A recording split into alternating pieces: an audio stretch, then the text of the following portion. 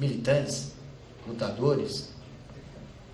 Então, embora os registros apontem 30 mil, as avós, né, apontam porque eles levantam que esse número dobra, né, à medida em que há uma parcela gigantesca, né, de militantes que teriam desaparecido, que são computados, né, mas para que fiquemos com 30 mil? Que fiquemos com 30 mil? 30 mil, uma proporção da Argentina, populacional, um país argentino. O que isso significa? Será que é possível fazer um comportamento cultural, uma característica cultural dessa burguesia, dessa classe dominante argentina? Por que eu estou falando isso? Porque há um comportamento característico da burguesia brasileira, da nossa classe dominante, na sua capacidade e na sua habilidade antecipatória em diversas situações históricas. A nossa independência, né, é, na verdade, a repressão às lutas populares de independência. Né? O nosso patriarca da independência, o filho, né, o imperador, filho do rei, né, vai não só conseguir aquele processo negociador que todos nós conhecemos, como vai ser o elemento central, né, de repressão a um conjunto de levantes populares que vão ocorrer com bandeiras nacionais, né, durante o seu governo. Mas esse processo vai se repetir, né, vai se repetir na República, né, que terá a adesão e um papel expressivo de forças monarquistas na própria articulação da República, né, o que faz ensejar essa situação que ninguém sabe se real ou anedótica, né, de que o Marechal Deodoro da Fonseca teria, ao proclamar a República, sacado a espada e teria dito: viva o imperador, né, e aí eu teria corrigido: não, general, viva a República, desculpa, viva a República. Né. Esse episódio, falso ou não, divulgado na época, expressava um pouco essa farsa que talvez esteja tão bem descrita pelo Lima Barreto no seu livro Policarpo Quaresma, do quem eram os republicanos de então. Né? Estes elementos vão estar presentes em vários episódios históricos. E, de certa forma, um pouco a questão que você levanta, né? Ainda que o golpe fosse previsível, ainda que as forças políticas trabalhassem com esse elemento da previsibilidade do golpe, né, havia, sim, um elemento antecipatório no golpe. Porque o golpe não teve, né, não enfrentou um governo João Goulart que tivesse nem de perto a radicalidade de um processo como o processo chileno. Né. O golpe foi uma surpresa, porque embora tivesse ocorrido na Indonésia, né, embora já no ano seguinte vá ocorrer na República Dominicana, embora tivessem ocorrido experiências anteriores, como a derrubada do governo Arbenz na Guatemala, né, ainda na década de 50, o golpe brasileiro foi uma comoção. Embora ele não fosse completamente inesperado, né, ele surpreendeu em vários aspectos. Né, e acho que esse elemento, de certa forma, pode ser interpretado também por essa capacidade antecipatória. Por que eu estou falando isso? Né? Porque o fim da ditadura tem muitos elementos assim. Né? Esse choque que há entre dois projetos militares na ditadura, entre os que nós presenciamos na época, que era o chamado setor linha dura, né, que vai apoiar, patrocinar, inclusive as prisões que o Walter nos relatava em 1978. E o choque que havia com a turma do Golbery, com os setores da abertura lenta, gradual, né, era um debate de concepções táticas que os militares travavam, de como seria essa superação da ditadura.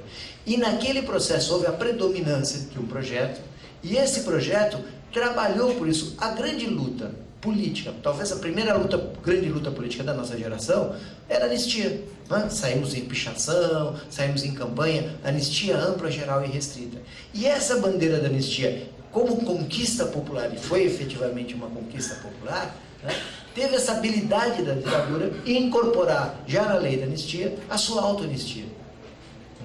Os fundamentos jurídicos desse debate, por que o Supremo entendeu que a anistia não poderia ser revista? Realmente é uma armadilha muito bem construída. E se a gente for utilizar uma lógica positivista, que é a que move, né, o pensamento jurídico, ela é irretocável. Né? Porque o que os ministros do Supremo disseram? Em 1979, ainda estávamos sob a égide da ditadura militar, então é possível anularmos tanto a Constituição, tanto a Anistia de 79, quanto a Emenda Constitucional de 85, né, que ambas ainda estavam numa situação de legitimidade questionável. Mas eles falam, em 88, né, a Constituição que emerge da Constituinte vai referendar o processo dessas normas anteriores. Então, do ponto de vista jurídico, realmente é uma lógica irretocável, ainda que... Dentro da Assembleia Constituinte foi debatido? Claro. Foi incorporada? Foi incorporada. Ela repete a mesma disposição. E o que eles alegam também? Eles falam, bom, então podemos dizer o seguinte, a Emenda Constitucional de 85, a Emenda Constitucional de 85 é ilegítima, ela é nula. E o que o Supremo fala? Se nós considerarmos nula uma emenda constitucional em 85, significa que nós estamos anulando todas as alterações constitucionais de 85 e gerando um vácuo jurídico gigantesco. Do ponto de vista jurídico, Valdo, há uma lógica. Há uma lógica. A questão talvez não seja tanto, não estamos discutindo a legitimidade, é evidente, como o Valério nos alertou, isso é horroroso, é terrível. Mas percebe como houve uma habilidade da nossa classe dominante. E houve habilidade, inclusive, da sua capacidade de costura. No episódio do colégio eleitoral, quando ela vai conseguir enfrentar essa gigantesca manifestação de massa que a colocava em xeque-mate, e ela vai ter essa capacidade naquele momento de gestar uma alternativa, que vai se dar com o governo Tancredo, que a história converterá em governo Sarney, que ironicamente era a principal figura civil da própria ditadura militar. Essa transição teve uma certa habilidade que não está distante, vamos dizer, dos processos que caracterizam a capacidade da nossa classe dominante, uma certa peculiaridade da nossa classe dominante diante das situações políticas, dos momentos políticos. Um outro aspecto que eu queria chamar a atenção para a questão que você tinha levantado originalmente para nós pode parecer um paradoxo, porque a marca nossa toda é da ditadura militar para cá. Mas o exército brasileiro tem uma tradição progressista, ainda que não seja uma tradição como em outras situações, como exércitos que tiveram como patriarca, no caso da Venezuela e da Colômbia, Bolívar, e isso tem todo um significado na constituição dessas Forças Armadas. Mas o Exército Brasileiro, ele tem um conjunto de elementos contraditórios desde a sua formação, inclusive porque, como exército mesmo, ele irá se conformar basicamente na Guerra do Paraguai. E na Guerra do Paraguai, o contato desses oficiais com uma imensa massa de soldados negros, que eram soldados de uma população escravizada, vai fazer com que eles tenham um papel decisivo, que vai ser um dos elementos deflagradores do processo de abolição, de recusar-se a reprimir, não, na famosa frase, não somos capitães do mato. Esse episódio não é um episódio tão isolado na nossa história, porque haverá uma tradição de levantes militares, que são levantes militares com bandeiras progressistas na década de 20, no enfrentamento com o governo Arthur Bernardes, cujo episódio maior é o levante de Prestes e a coluna Prestes.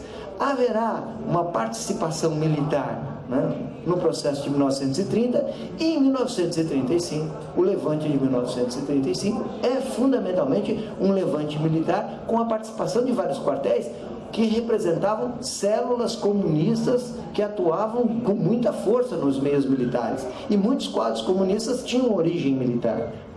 Essa é uma tradição que vai começar a se alterar fundamentalmente na Segunda Guerra Mundial. E há uma habilidade e todo um trabalho por parte da inteligência estadunidense de aproximação, de influência deliberada sobre o corpo militar brasileiro, sobre a doutrina militar brasileira, e sobre um processo de cooptação militar brasileira. Mas mesmo nesses episódios golpistas que ocorrerão ao longo dos anos, após a Segunda Guerra Mundial, ao longo dos anos 50, vão ser contraditórios. Nós vamos ter a figura do Lott, por exemplo.